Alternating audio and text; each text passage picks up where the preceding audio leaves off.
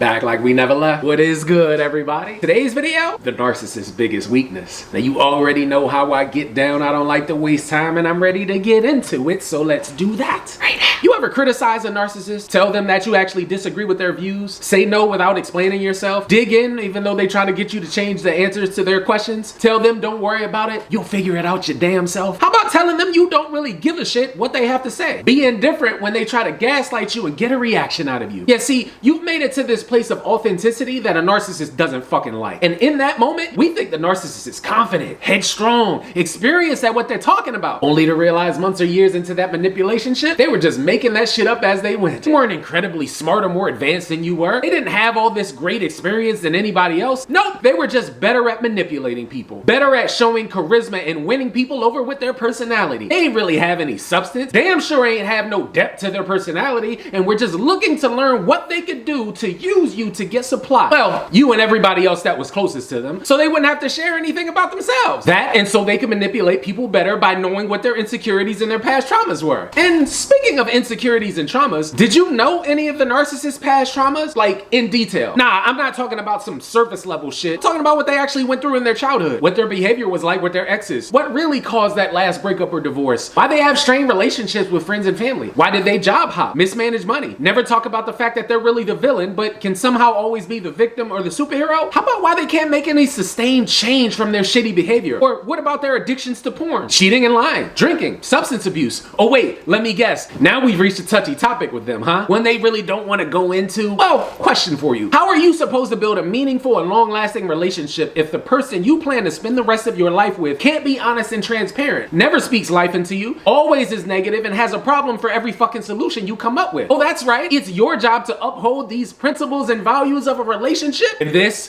shit right here is where we realize their weaknesses were their actual strengths. They hid behind their shitty behavior, manipulative tactics, and deflected, devalued, and misappropriated your kindness to their own benefit so they can then avoid the one thing that they always like to do. You know, hold you accountable as if you're a fucking child. Yet, when it came time to hold themselves accountable, it was always crickets. Always reasons why it was everybody else's fault. Sounds about as right and fucking delusional as they are in their rabbit ass mind, right? As always, thank you to every single one of you for tuning in and checking out this video today. If you're new to the channel, become official to the squad. Hit that subscribe button and that bell notification down bottom. Become an official part of a team that will always push you towards personal greatness. I'll be back soon with another new video, but in the meantime, have an amazing day. Stay strong and stay inspired, and as always, until I see you guys next time, peace.